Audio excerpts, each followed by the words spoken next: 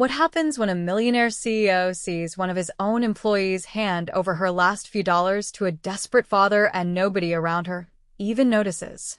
Hayden Martin stood in the back of a quiet break room, tying the laces of his worn-out sneakers. The khakis itched, and the red polo shirt felt too tight under his arms, but that was the point. No Rolex, no suit, no clue who he really was. Just another new hire being trained at one of his own discount retail stores. He bought the 18-store chain 6 years ago from a retiring couple who hadn't updated much since the early 2000s. Hayden had modernized the back-end systems, updated inventory, and added better benefits, but recently, complaints had started piling up at the corporate office. Not major scandals, but enough to make him uneasy.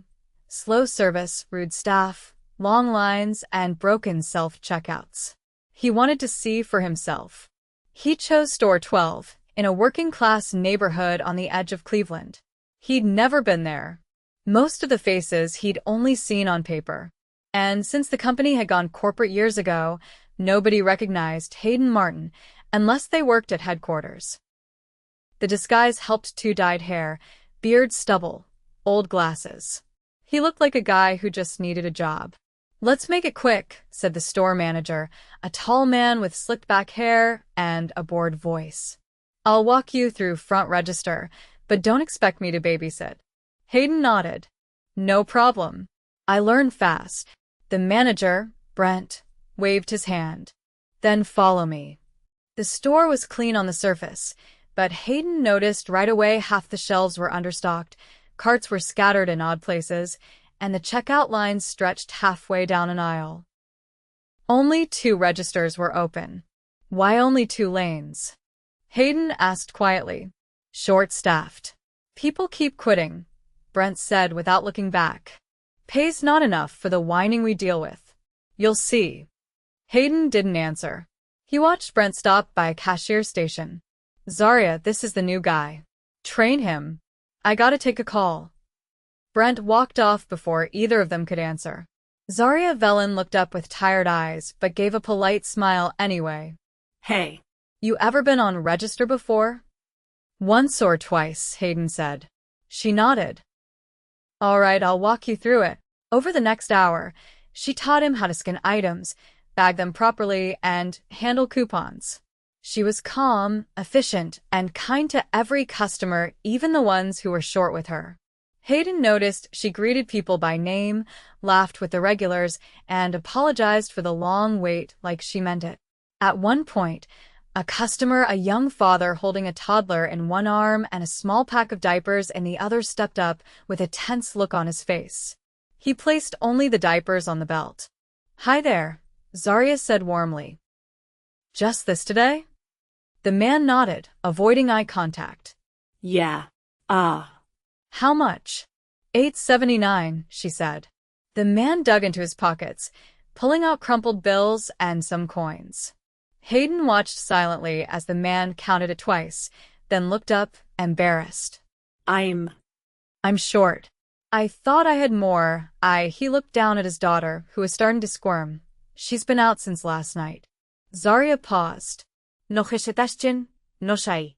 She reached into her own apron, pulled out a $10 bill, and slid it into the register without saying a word.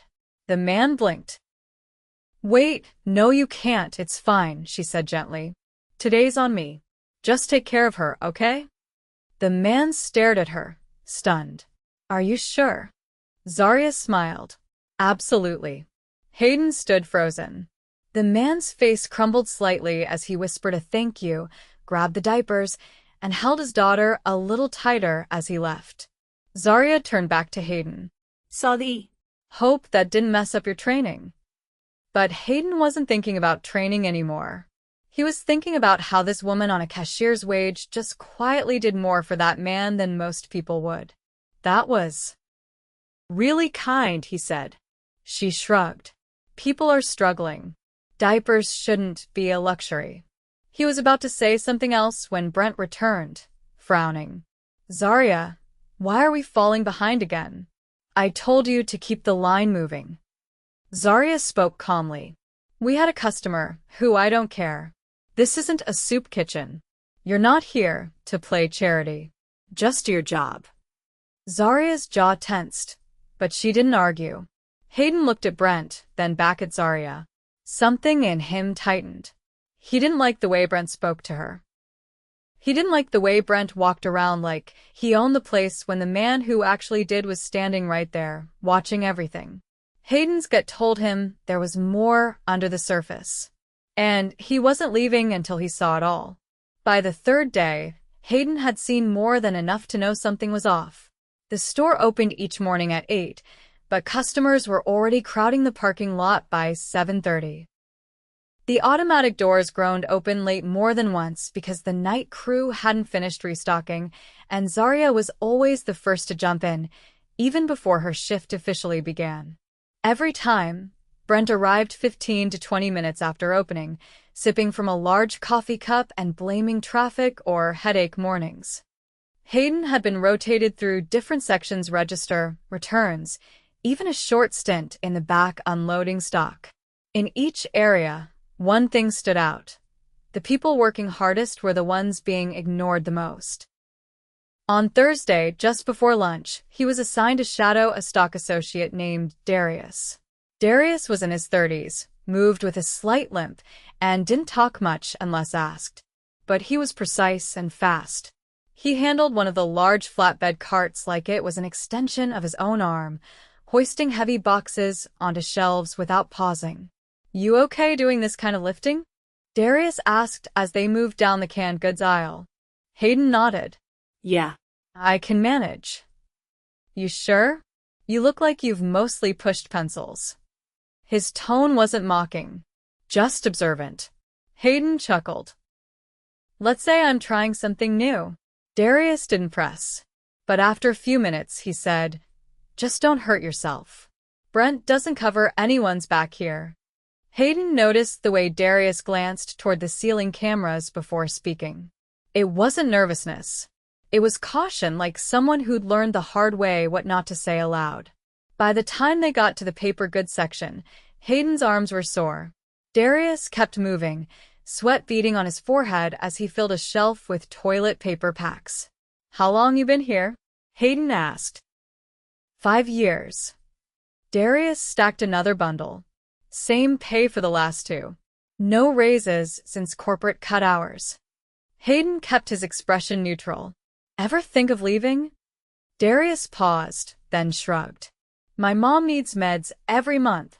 I get the employee discount on certain over-the-counter stuff. That helps. I've looked, but the next closest job that pays similar is over 30 minutes away. My car's on its last legs." Hayden nodded silently. He helped lift another pack. The fluorescent lights buzzed above them. Later that afternoon, Hayden overheard raised voices near the returns desk. He rounded the corner and saw Brent standing over a younger employee, a girl barely out of high school from the look of her. Her name tag read Maya. "I told you, you don't question policy." Brent's voice carried down the aisle. "I just didn't think it was fair to charge her again when the product was defective. That's not your call." Brent snapped. "You're not here to think. You're here to follow instructions." Customers nearby turned their heads. Maya's face flushed red. She opened her mouth, then closed it. Brent turned on his heel and stormed back toward the office. Hayden walked over quietly. "You okay?" he asked. Maya nodded too quickly. Yeah. "It's fine. He just gets like that sometimes." "How often?"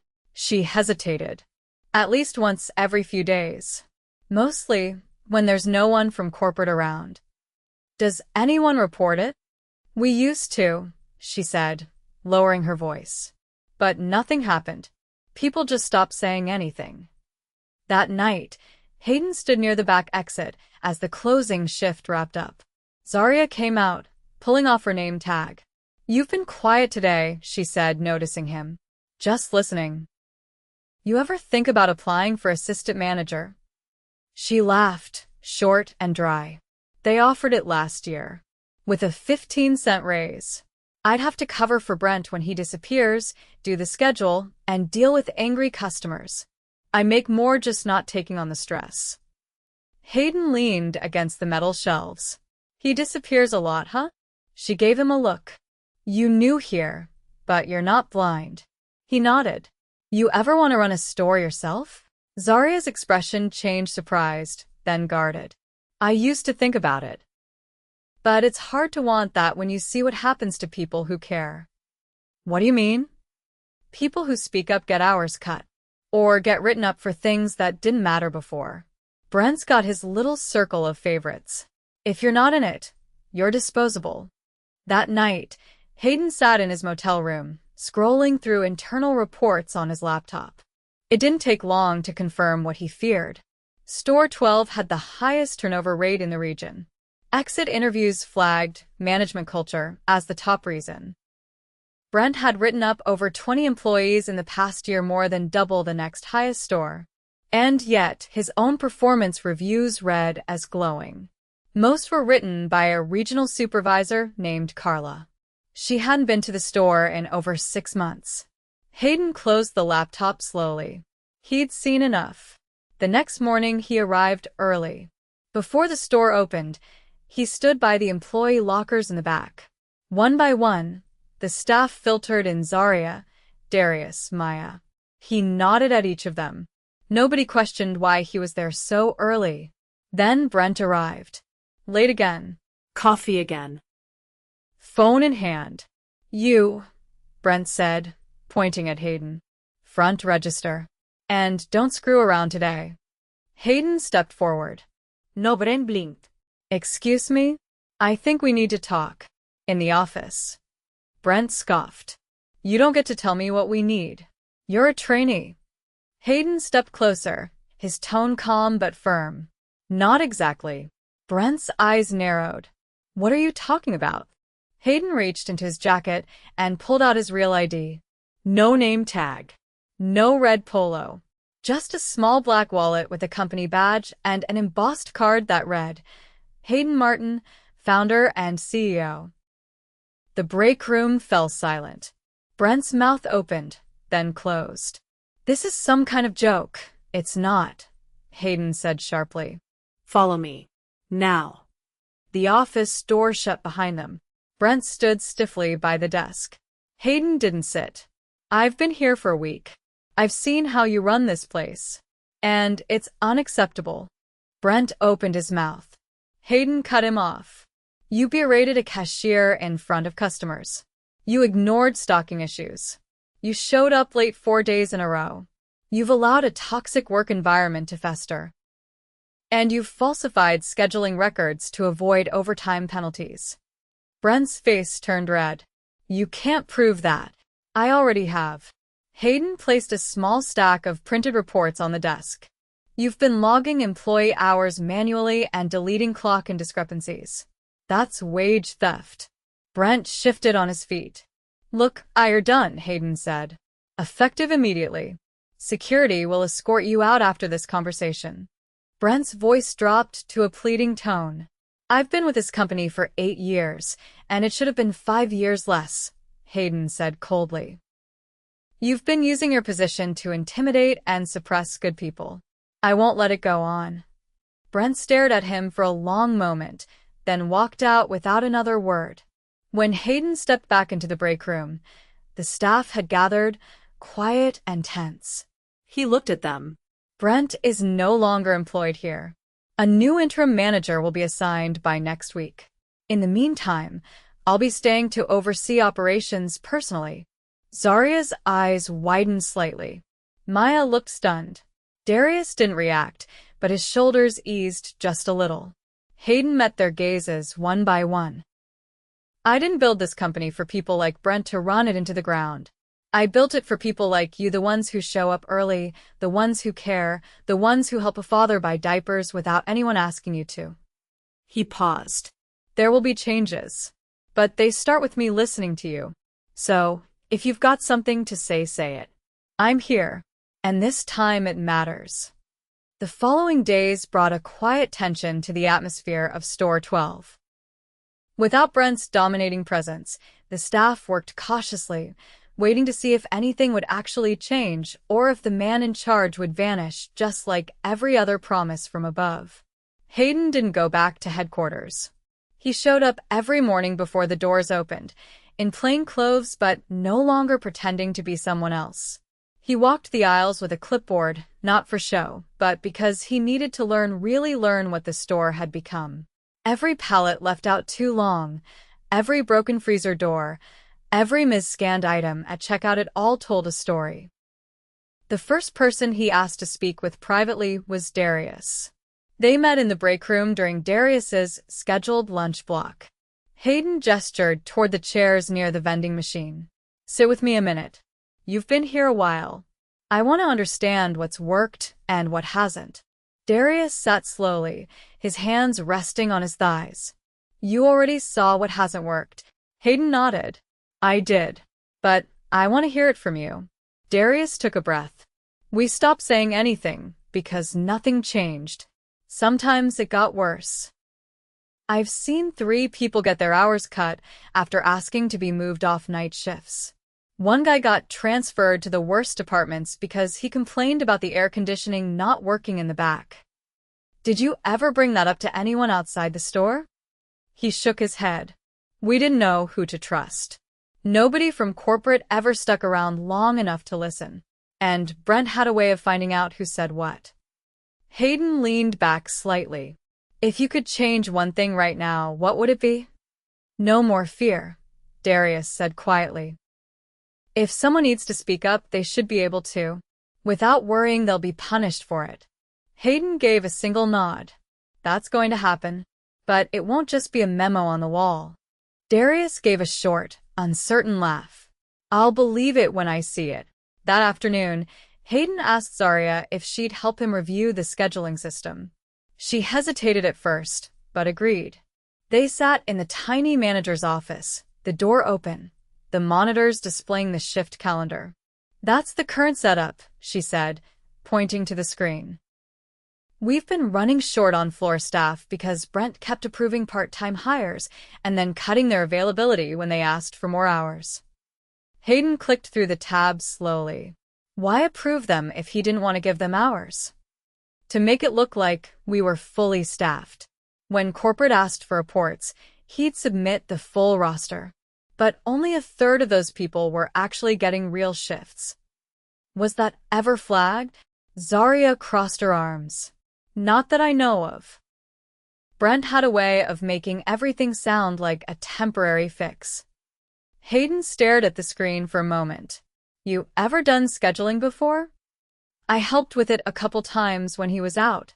I liked it. It felt like I could actually make things better."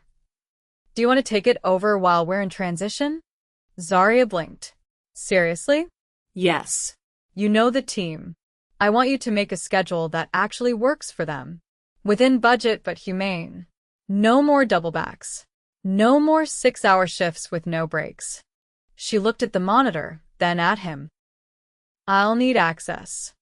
"You'll have it by tonight." She nodded slowly. "All right. I'll do it."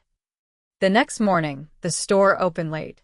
Only by 7 minutes, but it caused a ripple. Customers stood outside, knocking. Hayden was near the front, helping a new cashier get settled when a woman in a gray coat stepped inside, fuming. "This is the 3rd time this week I've come in and had to wait outside," she said loudly. "Why does this place never open on time anymore?" Before anyone could respond, another customer chimed in, "And half the shelves are still empty. I couldn't find dish soap last time and the lane lights never work." Zarya stepped up behind Hayden. "Let me talk to them." She walked over, calm but firm. "We're working through some staff changes and inventory issues. I'm sorry for the inconvenience, but we are open now, and I'll personally help you find anything you need." The woman crossed her arms. "I just want this place to care again. It used to." Zarya didn't flinch. "It will." Hayden stood back and watched as Zarya walked the 2 women through the aisles, helping them locate items that had been moved during last week's restocking. She wasn't just placating them, she was connecting. And they responded.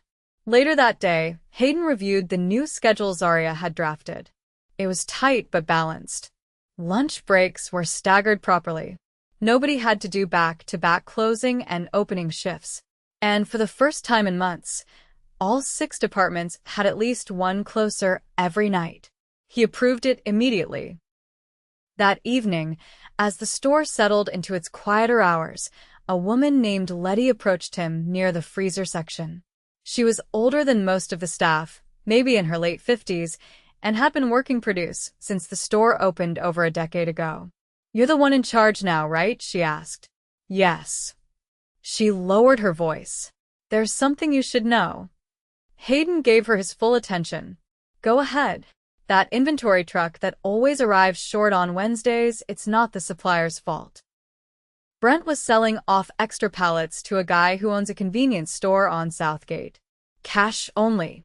He'd have one of the night staff roll it directly into his truck before the rest of us came in. Hayden's mouth tightened. "Do you know who helped him?" Letty hesitated. "There was one guy. Jorge. But he quit last month. Said he didn't want to be involved anymore." "Did you ever report it?"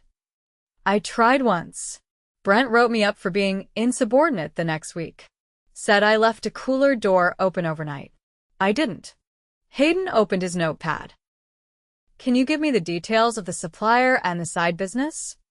She nodded, then added, "I'll send it to you. I kept a copy of the delivery manifests. Something didn't feel right." "Thank you, Letty. "We'll take it from here." That night, Hayden called the compliance division.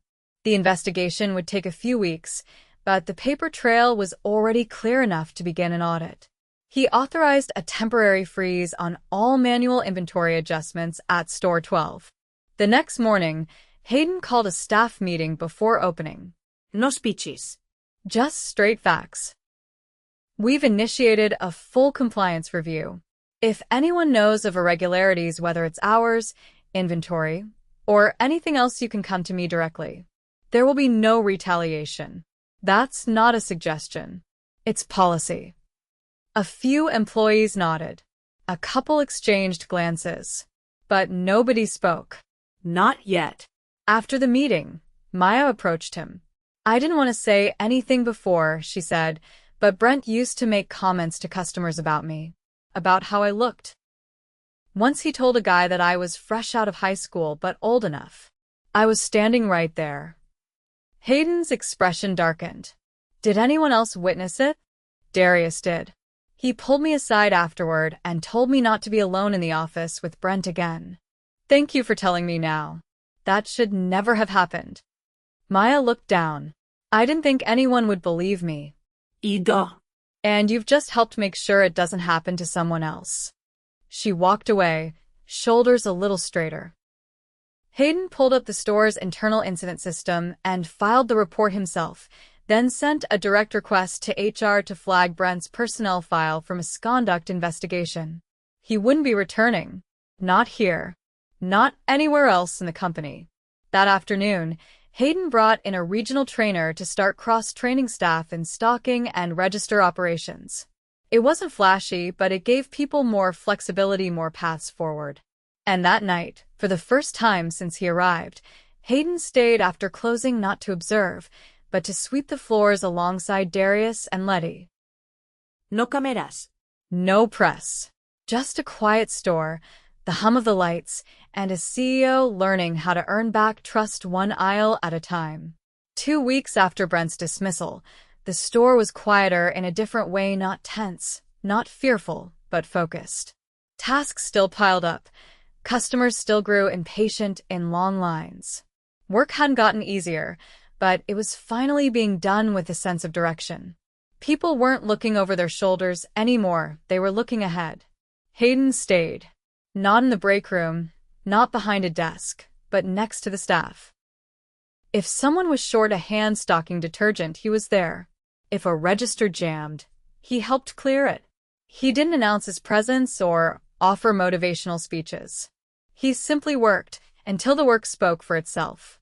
Zaria stood in the back corridor just after closing one evening, reading over the new schedule she'd posted on the wall. It was still hand-printed. The software rollout hadn't finished, but the team had stopped complaining about it. They trusted her. Hayden glanced over her shoulder. "How's it holding up?" She didn't look away from the sheet. Better than expected. I had to ask a couple of the newer hires to stay late this weekend, but I gave them next Tuesday off. Fair trade. You think it's sustainable? She finally turned. If we get one more person on floor staff, yes. Right now, we're stretched too thin on weekends. We're still covering everything, but barely. Hayden nodded. We have final interviews for that slot tomorrow. I'll go through the shortlist tonight. Zarya folded her arms. You're not planning to stay here forever, are you? No, he said. But I'm not leaving until the next manager is someone who understands what this place needs. He didn't have to say who he was thinking of. She didn't answer. Not yet. The next morning, Hayden sat in the back office reviewing applicant files. Most were walk-ins, drawn by word of mouth. One stood out, a former employee from another location who left after a conflict with a team lead. Her file included a resignation letter that was polite, but firm. She cited being dismissed repeatedly in front of customers and denied proper breaks. He called her in for an interview. Monica was in her late 20s, quiet at first, but direct. When Hayden asked why she left her previous store, she didn't hesitate. I spoke up when I saw a coworker being told to clean up a spill in the freezer without protective gear. I got written up for being disruptive the next day. After that, I left. Why apply again then? Because I liked the work. I just didn't like who was in charge. Hayden leaned back. You'll be working under a different structure now. You'll be expected to pull your weight, but also to speak when something isn't right. She nodded. That's all I ask. He hired her on the spot. By the following Friday, Monica was already proving reliable. She moved quickly, stayed calm under pressure, and didn't hesitate to help when a cart full of overstock tipped in the back aisle. Zarya noticed. She's solid, she told Hayden quietly as they both watched Monica restock shampoo bottles without being asked. She is. And she's not the only one who's stepped up lately. They both glanced toward the checkout floor, where Maya was training a new cashier. Her voice was steady, her instructions clear. She looked like someone who'd been doing it for years instead of weeks. Hayden turned to Zarya. I've got a question for you. Go ahead. If you were in charge of this store starting Monday, what's the first thing you'd do? She thought for a moment. I'd meet with every employee one-on-one. Not for a performance review, just to ask what they need to do their job better. And if someone asked you what your goal was as store manager, I'd say nothing works if people don't feel safe. Not physically, not emotionally, not professionally. My goal would be to protect that. He didn't respond right away. Then he said, come to the office when your shift ends. She did. When she walked in, Hayden handed her a sealed envelope. Her name was written in pen on the front. She opened it. Inside was a formal offer letter. Store manager, full-time, beginning immediately. A significant salary increase. Leadership training program enrollment. Full benefits. She looked up, stunned for the first time since he'd met her. I thought you were going to bring someone in from the outside. I considered it. But I've already seen what happens when someone runs this place without understanding it. It needs someone who's already earned the team's respect. Her voice was quiet. You're sure? I've been here nearly a month, he said. And in that time, I've seen more leadership from you than from anyone I've hired in the past year. She sat down slowly. Then yes, she said. I'll take it. The next morning, the announcement went up on the break room board. No ceremony. Just a printed notice. Effective immediately, Zarya Velen has accepted the position of store manager, Store 12. Reactions were subtle, a few nods, a couple of quiet congratulations, but the energy shifted. People moved with a little more confidence. Maya stood taller behind the register. Monica started asking inventory questions no one had asked since Brent left. Even Darius, who rarely spoke unless necessary, asked for a copy of Zarya's new training schedule so he could help review it. The only person who didn't react was Letty. She just nodded once when she saw the notice, then went back to trimming wilted lettuce from the produce display. But later that day, she slipped an envelope into Zaria's inbox. Inside was a folded piece of paper with one sentence written in careful handwriting. "You earned this long before they noticed." That weekend, Hayden finally packed up the last of his things from the temporary office. His plan had never been to stay longer than a month. The store didn't need a CEO looking over shoulders. It needed someone who understood what it meant to sweat through a 14-hour shift, to cover for someone who didn't show, to give the last $10 in their wallet to someone who needed it more. As he walked toward the exit on Sunday evening, Zaria caught up with him near the loading dock. Leaving quietly, she asked, "I figured you had it from here." She paused. "You're not going to do this at every store, are you?" "Not the same way. But I've already scheduled visits to 4 others. I won't be hiding who I am this time. I don't want to build a culture where people have to be afraid to tell the truth." She looked out toward the parking lot. "You'll get pushback." "I know." She turned back to him. "You asked me once what I would change first. You never said what yours was." He smiled faintly. "Mine was making sure you stayed." She didn't answer, but she didn't need to. As the automatic doors slid shut behind Hayden, Zaria turned and walked back through the aisles. Someone had left a stack of unboxed cereal near the front. A young associate was trying to figure out where it went. She knelt beside him, pointed to the top shelf, and helped him lift the box. "No speeches. No announcements. Just work that mattered, and someone finally watching who was willing to carry it forward.